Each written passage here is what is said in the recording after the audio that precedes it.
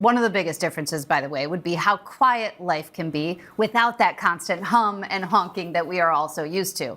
It's probably difficult to imagine in your town as you plan errands this afternoon, but it is possible to be carless. America is a car culture. Nearly every community, from our cities to our suburban and rural neighborhoods, are designed for automobiles. But in Cul-de-sac, a new community in Tempe, Arizona, just outside Phoenix, it looks like a lot of new developments, except for one thing: no cars. I'm starting to realize that being car-free doesn't necessarily mean you can't use cars. It just means that you're not owning one, it's not being stored 90% of the time in a parking spot. I would say there's more options than you realize out there. Cul-de-sac not only encourages walking and biking, it's built around it. Everything is meant to be walkable. Boutiques, a restaurant, farmers markets, even a plant shop, all close to where people live. I love this print on the black. I don't think we need a car as much as we think. Honestly, it's so fun to just be able to walk to a local coffee shop or go to a neighbor's house. For many in the community, it saves money on gas, insurance, car payments, and is, of course, better for the planet. I would say that going car-free for my wife and I has saved us money. For Jacob Steinkamp, using a bike or electric scooter rather than driving offers other benefits. I do the same route every day, and you start to recognize familiar faces, and it's a little bit more friendly than a car. If you wave someone in a car, they're like, what's that guy doing? So this is how we used to build. There were millennia of building walkable neighborhoods. As there have been innovations in transportation, real estate has evolved. But we've largely been building for cars instead of people for the last 100 years or so. But we're now showing what's possible. Our residents use a portfolio of transportation options instead of a private vehicle. In 2022, transportation was responsible for a whopping 28% of greenhouse gas emissions, and a majority of that comes from our cars and trucks.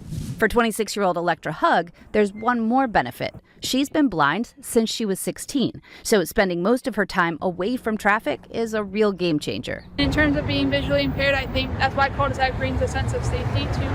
And I'm not always stressed there's going to be a car or a biker like biking by super fast. Those loud noises can sometimes make me feel like overwhelmed. Especially, I mean, look at this. There's so many lanes of traffic. So crossing sometimes can be very intimidating. Speaking of noise, no cars means cul-de-sac is very quiet without that hum of engines and honking. And people that live there aren't stuck there. They get free unlimited light rail and bus pass. Plus, they live right on a train route. Cars are available when you want one, so it may take some time to get used to, but it works. I had it in my mind where I didn't even like to hop in an Uber. I was like, I gotta bike there, I gotta walk there. But I'm starting to realize that being car-free doesn't necessarily mean you can't use cars. It just means that you're not owning one, it's not being stored 90% of the time in a parking spot.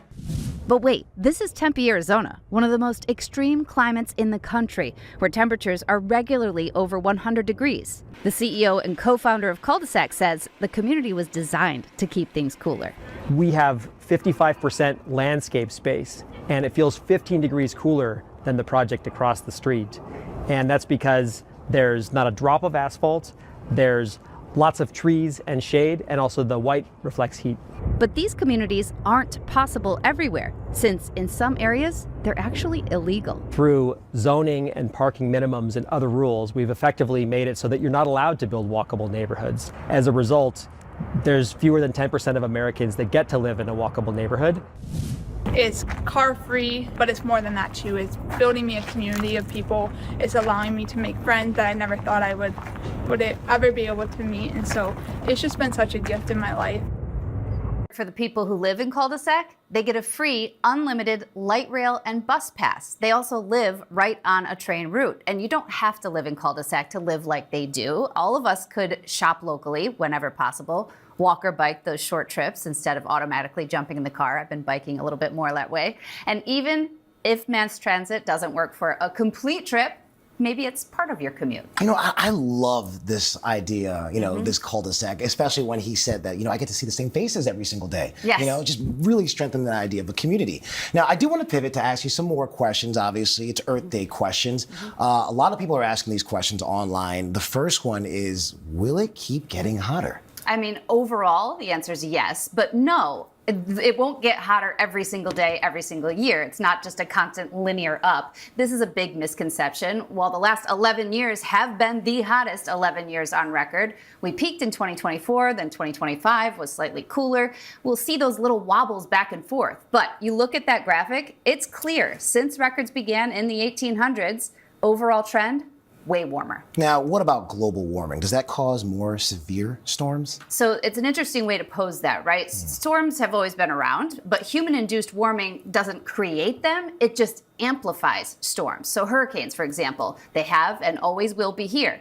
By emitting greenhouse gases at an unprecedented rate, like we are now, we have trapped more heat. That heat has amplified the hurricanes that are already happening. Hurricanes feed off of warm ocean waters, and the ocean has absorbed more than 90% of the excess heat trapped in the Earth's system by human-induced warming. And finally, we're in the age of tech, right? Yeah. So what technology could really stop climate change? I mean, we get pitched stuff every day. There's some amazing things out there, and humans are really innovative. I've covered everything from carbon capture to people living in Earth ships. But one of the most powerful solutions isn't technology at all. It is a societal shift. It's probably much more difficult. Reducing consumption of everything. We've been trained to move through life needing and then getting everything we want on demand. We are a society of consumers, and every time we consume a new shirt, a quickly delivered vitamin that we heard about online, and even every time we stream, we are consuming, and that is requiring energy, which is being burnt mostly still by fossil fuels. I love this. Haven't had a car in 2 years, never turning back. Never turning back, Never. right?